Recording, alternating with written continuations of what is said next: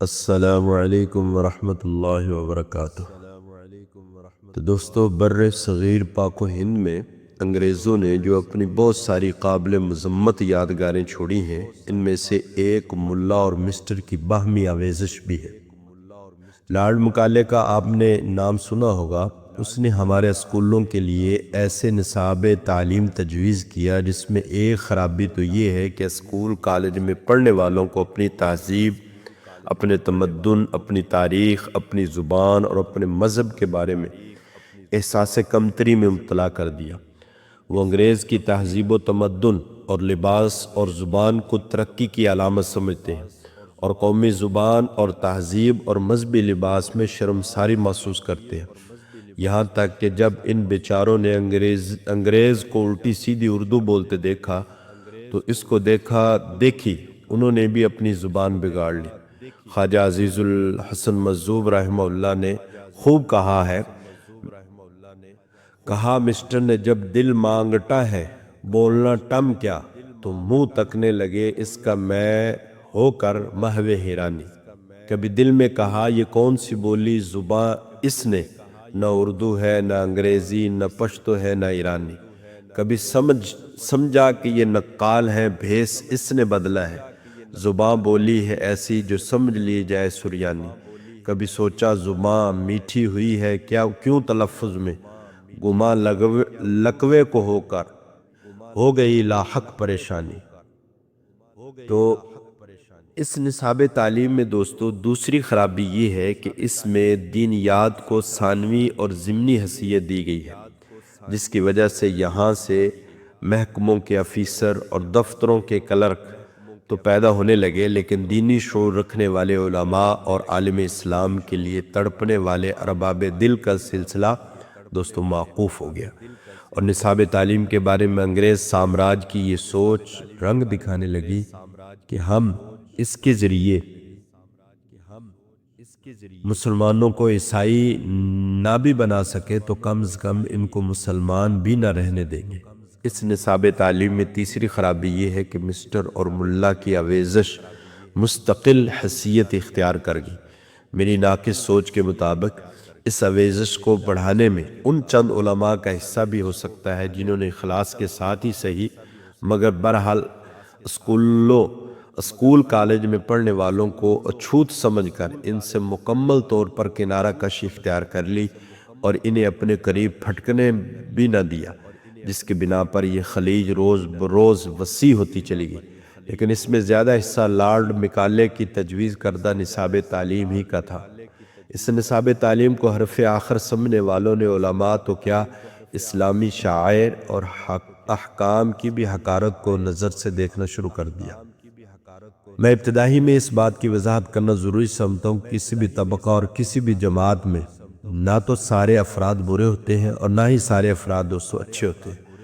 میں تمام علماء کو بھی کائنات کے امام اور وارثان پیغمبر نہیں کہتا، کیونکہ دنیا میں اگر علماء حق موجود ہے تو علماء سو کی بھی کمی نہیں، بلکہ دور حاضر میں تو نام نہاد مولوی اور علماء سو کی کثرت ہے، لیکن ان کی وجہ سے شریعت سے نفرت اور حضور اکرم صلی اللہ علیہ وسلم کی سنتوں سے بیزاری کی اجازت نہیں دی جا سکتی۔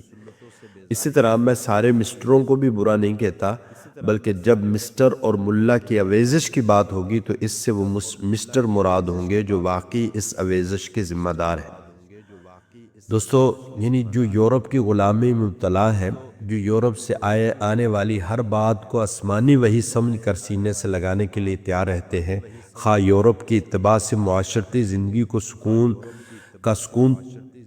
تباہ ہو جائے، ان کی بلا سے ان کو تو بس اس کی اتباع کرنی ہے۔ شریعت کے احکام ان کو بھاری محسوس ہوتے ہیں، لیکن انگریزوں کے طور و طریق بڑے آسان نظر آتے ہیں۔ دوسرے کی حکایت مشہور ہے کہ کسی نبینے نے عورت سے کہا کہ مجھے ذرا باٹ اٹھا کر دے دے۔ اس نے کہا ہاں بھلا مجھ سے اتنا بھاری باٹ اٹھے گا؟ اس نے کیا کیا، سنار سے کہہ کر ایک سل کے اوپر سونا چڑھوایا اور گھر میں لایا کہ لے میں نے تیرے واسطے نئے قسم کا زیور بنوایا ہے۔ جیسے وہ زیور عورت کے سامنے آیا، بے ساختہ گلے میں ڈال لیا۔ پھر تو اس بنیے نے اس نبینے نے اس کی خوب مرمت کی کہ کل تو تجھ سے باٹ بھی نہ اٹھتا تھا اور آج سل کو گلے میں بلا تکلف ڈالے پھرنے لگی۔ یہی دوستو ان کا حال ہے۔ مثال کے طور پہ انہیں داڑھی رکھنا بڑا عجیب اور بڑا مشکل معلوم ہوتا ہے، لیکن انگریز داڑھی رکھ لے تو بلا توقف آپ کو ان کے چہروں پر یہ فیشنی داڑھی نظر آئیں گی۔ یورپ والے اگر مخصوص قسم کا لباس پہنتے ہیں یا مخصوص قسم کے مکانوں میں رہتے ہیں تو ہمیں اس سے کیا تعلق؟ اس لیے کہ ہمارا مذہب دوسرا ہے، ان کا مذہب دوسرا ہے۔ بلکہ صحیح بات تو یہ ہے کہ ان کا تو کوئی مذہب ہی نہیں، ان کی اکثریت تو بے مذہب ہے۔ وہ عیسائیت پر بھی کہاں عمل کرتے ہیں، جبکہ ہم مسلمان ہیں، ہم تو وہ کام کریں گے جس کی اجازت شریعت دی گئی ہے۔ دوسری بات یہ ہے کہ ان کے ملک کی آب و ہوا اور ہے اور ہماری آب و ہوا اور ہے۔ ہم تو وہ کام کریں گے جس کی اجازت شریعت دے گی۔ موسم اسی طرح ان کا موسم اور ہے اور ہمارا موسم اور ہے۔ ہمیں کیا پڑے کہ بغیر نفع و نقصان کے سوچے سمجھے ان کی اندھی تقلید کرتے پھریں۔ ہمارا تو وہی حال ہے جو ایک صوفی صاحب کا تھا۔ کہتے ہیں کہ ایک صوفی صاحب سفر میں کسی خانقاہ میں ٹھہرا، ان لوگوں پر کئی وقت کا فاقہ تھا۔ انہوں نے رات میں خادم کو غافل پا کر صوفی کا گدھا کھول کر بازار میں بیچ دیا اور خوب کھایا پیا، اور صوفی کو بھی دعوت کے کھانے کی بعد قوالی ہوئی۔ ان لوگوں نے قوال سے فرمائش کر دی کہ یہ شعر پڑھو۔ انہوں نے شعر کیا پڑھا؟ خر برفت و خر برفت و خر برفت و خر برفت و خر برفت و خر برفت، یعنی گدھا چلا گیا، گدھا چلا گیا، گدھا چلا گیا، گدھا چلا گیا، گدھا چلا گیا، گدھا چلا گیا۔ گدھے کا مالک بھی یہی کہہ رہا تھا۔ صبح کو جو دیکھا گدھا نہ دارا تھا۔ خادم سے پوچھا تو اس نے کہا وہ تو رات سے غائب ہے اور میں نے حضور کو اطلاع کرنی چاہیے تھی، لیکن آپ خود ہی کہہ رہے تھے خر برفت و خر برفت۔ میں سمجھا کہ آپ کو کشف سے اطلاع ہو گئی ہے۔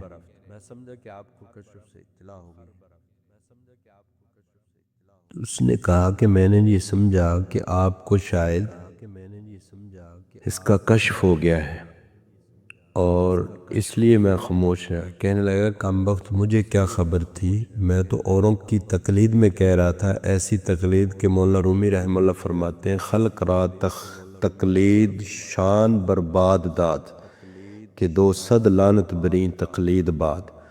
مخلوق کو ان کی تقلید نے برباد کیا ہے، ایسی تقلید پر 200 لعنتیں ہوں۔ یوں ہی یہ مسٹر بیچارے بے سوچے سمجھے انگریزوں کی اندھی تقلید کیے جا رہے ہیں، اور ملا کے انتہائی محترم لفظ کو جو انہوں نے گالی بنا دیا، تو اس کی وجہ بھی دین کی ان ازلی دشمنوں کی تقلید ہی ہے۔ کہتے ہیں کہ ایک بوڑھا آدمی حکیم کے پاس جا کر کہنے لگا کہ میری آنکھوں میں کمزوری ہے۔ حکیم نے کہا بڑھاپے سے ہے۔ کہا میرا دماغ خالی سا ہو گیا ہے۔ حکیم نے کہا بڑھاپے سے ہے۔ کہا میرے ہاتھ پاؤں میں درد ہوتا ہے۔ حکیم نے کہا یہ بھی بڑھاپے سے ہے۔ بڈھے نے چلا کر حکیم کے ایک تھپڑ مار دی اور کہنے لگا کہ نامعقول، تو نے بڑھاپے کے سوا حکمت میں کچھ اور بھی پڑھا ہے؟ حکیم نے ہنس کر کہا کہ میں آپ کے غصے کو برا نہیں مانتا، یہ غصہ بھی بڑھاپے ہی سے ہے۔ اس طرح دوستو ان کو جو مولویوں پر غصہ آتا ہے اور ملا کے لفظ کو طنز اور دل آزاری کے طور پر استعمال کرتے ہیں، تو اس کی وجہ بھی یہ اندھی تقلید ہی ہے۔ بعض الزامات اور اعتراضات بھی ہیں جو یہ مولویوں پر کرتے ہیں اور کرتے رہتے ہیں، اور ان کا خیال یہ ہے کہ مولویوں کے پاس ان کا کوئی جواب نہیں۔ دوستو اسی طرح ان کے کئی اعتراضات ہیں۔ ایک اعتراض یہ بھی ہے مثال کے طور پر کہ نیا زمانہ، اب بار بار یہ کہتے ہیں کہ جی یہ نیا زمانہ ہے، اس میں پرانی باتوں کو نہیں دہرانا چاہیے۔ اگر آپ سب پرانی باتوں کو چھوڑ دینا چاہتے ہیں تو زمین بھی پرانی ہے، آسمان بھی پرانا، اور اس میں سورج چاند ستارے بھی پرانے ہیں، تو ان سے بھی استفادہ نہیں کرنا چاہیے۔ پھر منہ سے کھانا پینا یہ بھی دقیانوس طریقہ ہے۔ اب تو کوئی نیا طریقہ ہونا چاہیے۔ اب آپ کب تک پرانے بڈھوں کی تقلید کرتے رہیں گے؟ یہ 2 ٹانگوں سے چلنے کا طریقہ بھی بہت فرسودہ ہو گیا ہے۔ یہ ماڈرن دور ہے، اب تو چلنے کا طریقہ کوئی دوسرا ہونا چاہیے۔ کیا ہی مزے آئے گا کہ اگر ٹانگیں اوپر ہوں اور ساتھ نیچے ہوں، یقین کریں لطف آ جائے گا، ترقی کا مفہوم سمجھ میں آ جائے گا۔ معاف کیجیے گا، ایسا اس طرح کے یہ بہانے چلتے رہتے ہیں۔ اسی طرح ایک اور بہانہ بھی ہے، وہ کہتے ہیں جی ان حضرات کے نزدیک جو ہے ان حضرات کے نزدیک نئے زمانے کا ایک تقاضا یہ بھی ہے کہ شکلیں بھی انگریزوں جیسی بنائی جائیں اور لباس بھی نہیں جیسا ذبتاً کیا جائے۔ بعض بدبخت تو سر عام حضور صلی اللہ علیہ وسلم والی شکل و صورت کا مذاق اڑاتے، حالانکہ اگر کوئی شخص داڑھی نہ رکھے اور اپنے آپ کو گناہگار سمجھتا رہے تو ممکن ہے اللہ تعالیٰ اس کے حال پر رحم کھاتے ہوئے اس توبہ کی توفیق دے دیں، لیکن جو شخص معاذ اللہ رسول اکرم صلی اللہ علیہ وسلم کی سنت کا مذاق اڑائے اور چہرے پر اس سنت کے سجانے والوں کی حقارت اور نفرت کی نظر سے دیکھے، اس کا تو ایمان ہی دوستوں مشکوک ہو جاتا ہے۔ مفتی حضرات ایسی شخص کی تجدید ایمان اور تجدید نکاح کا فتویٰ دیتے ہیں۔ کتنی عجیب بات ہے کہ وہ مسلمان اور اللہ کے نبی والی شکل و صورت سے نفرت ہو اور حیوان جیسی زندگی گزارنے والوں کی شکل و صورت سے محبت ہو۔ اب تو کچھ ایسے رواج چل نکلا ہے، داڑھی بھی صاف اور مونچھیں بھی صاف، پتہ ہی نہیں چلتا محترم ہے یا محترمہ ہے۔ تو اسی طرح دوستو اور بھی ان کے کئی اعتراضات ہیں۔ ایک اعتراض یہ بھی بڑا ہے کہ مسٹر حضرات کا دوسرا بڑا اعتراض مولویوں پر یہ بھی ہے کہ ان کا آپس میں اتفاق نہیں ہے، اور واقعی یہ ہے کہ ایسا سوال ہے جس نے کئی مخلص لوگوں کو بھی پریشان کر رکھا ہے۔ وہ دیکھتے ہیں کہ علماء میں باہم سخت اختلاف ہے کہ کوئی ایک بات کو حرام کہتا ہے، دوسرا اس کو جائز کہتا ہے، کوئی ایک بات کو سنت کہتا ہے، دوسرا اس کو بدعت کہتا ہے۔ اب کس کی مانے اور کس کی نہ مانے؟ یہ تو سب پر عمل کریں، یہ تو غیر ممکن ہے۔ یہ ایک کو دوسرے پر ترجیح دیں تو ترجیح کی وجہ کیا ہے؟ لہذا بعض نے تو یہ فیصلہ کیا کہ سب کو چھوڑ دو۔ تو دوستو مجھے اس فیصلے کی شکایت تو نہیں، مگر رونا اس کا ہے کہ جب یہی صورت اختلاف فنون دنیا کے ماہرین میں پیش آئی تو وہاں آپ نے یہ فیصلہ کیوں نہ کیا؟ وہاں کسی ایک کو ترجیح دے کر کیوں پکڑا؟ یعنی بارہا ایسا ہوتا ہے کہ کسی مریض کے علاج میں اطباء اور ڈاکٹروں کی رائے مختلف ہوتی ہے۔ کئی مرض کی تشخیص کچھ کرتا ہے، کوئی کچھ کرتا ہے، ہر ایک اپنی رائے کے صحیح بتلاتا ہے اور دوسری رائے پر عمل کرنے کو مریض کے لیے مہلک بتلاتا ہے۔ وہاں اپنے سب حکیموں کو کیوں نہیں چھوڑا اور یہ کیوں نہیں کہا کہ افسوس اطباء میں اتفاق ہی نہیں، اب ہم کس کا علاج کریں، بس جاؤ مریض کو مرنے دو، ہم کسی کا بھی علاج نہیں کرتے؟ وہاں آپ کسی ایک حکیم کو ترجیح دے کر اس کا علاج کیوں کرتے ہیں؟ علی ھذا القیاس اپنے وکلاء کے ساتھ بھی یہی برتاؤ کیوں نہیں کیا گیا جو علماء کے ساتھ کیا گیا؟ کیا وکلاء میں باہم اختلاف نہیں ہوتا؟ یقیناً ہوتا ہے۔ پھر وہاں ایک وکیل کو دوسرے پر کیوں ترجیح دی جاتی ہے اور سب کو کیوں نہیں چھوڑا جاتا؟ تو اس طرح دوستو ایک بہانہ اور بھی ہے۔ مثال کے طور پر مسٹر حضرات کا ایک تیسرا اعتراض مولویوں پر یہ بھی ہے کہ اس ترقی یافتہ دور میں یہ عورتوں کو پردہ کرنے کی تلقین کرتے ہیں، انہیں باہر نکل کر مردوں کے شانہ بشانہ ملک کی ترقی میں حصہ نہیں لینے دیتے۔ جدت پسند حضرات کا خیال یہ ہے کہ پردہ ترقی کے راستے میں بہت بڑی رکاوٹ ہے، اگر اس رکاوٹ کو دور کر دیا جائے تو ہماری ملک بڑی تیزی سے ترقی کر سکتا ہے، غربت دور ہو سکتی ہے، علم عام ہو سکتا ہے، معاشی زندگی صحیح رخ پر آ سکتی ہے، ظلم ختم ہو سکتا ہے، ہم دنیا کے دوش بدوش چل سکتے ہیں، ہمارے کارخانوں اور فیکٹریوں کی پیداوار بڑھ سکتی ہے۔ لیکن حضرات میں آپ سے درخواست کروں گا کہ آپ ٹھنڈے دل سے غور فرمائیں کہ پردے کا حکم کس نے دیا؟ کہ کیا یہ حکم کسی مولوی نے دیا ہے یا کہ اللہ اور اس کے رسول صلی اللہ علیہ وسلم نے دیا ہے؟ قرآن اٹھائیے، سورہ نور پڑھیے، سورہ احزاب پڑھیے، حدیث رسول کا مطالعہ کیجیے، بخاری شریف کا دیکھیے، مسلم شریف دیکھیے، ترمذی شریف دیکھیے، ابو داؤد، نسائی، ابن ماجہ، موطا امام مالک، مشکات، سنن بہقی، سنن دارمی دیکھیے، حدیث کی ایک کتاب دیکھیے، بتائیے کہ پردے کا حکم کس نے دیا ہے؟ اب جب انتہائی دیدہ دلیری سے کہتے ہیں کہ پردہ ترقی کے راستے میں رکاوٹ ہے تو اس کا واضح مطلب یہ ہے کہ اللہ اور اس رسول نے ہماری ترقی کے راستے میں روڑے اٹکا دیے ہیں۔ اگر واقعی ہماری یہی سوچ ہے تو پھر ہمیں اللہ اور اس کے رسول کو ماننا ہی نہیں چاہیے، جنہوں نے معاذ اللہ ہماری ترقی کے راستے میں رکاوٹیں کھڑی کر کے ہم پر ظلم کیا ہے۔ تو دوستو اس طرح کے بہانے آج کے مسٹر کے ہاں چلتے رہتے ہیں۔ تو دوستو میں یہ آخری بات یہ کہوں گا کہ اگرچہ مولویوں پر مسٹروں کے اور بھی اعتراضات ہیں، مگر میں ان میں سے صرف چند بڑے بڑے اعتراض ذکر کیے ہیں، وقت بہت مختصر ہے۔ اب میں آخری بات یہ کہہ کے اس بحث کو ختم کرتا ہوں، کہنا یہ چاہتا ہوں کہ اس ملک کی ترقی کے لیے مولویوں کو بھی ضرورت ہے اور مولویوں کی بھی ضرورت ہے اور مسٹروں کی بھی ضرورت ہے۔ مسٹروں سے میری مراد وہ مسٹر نہیں جو دین اور دینداروں کو حقارت کی نظر سے دیکھتے، اور انہیں مولویوں سے ایسی ضد ہو گئی کہ ان کا حال کچھ یوں ہی ہو گیا۔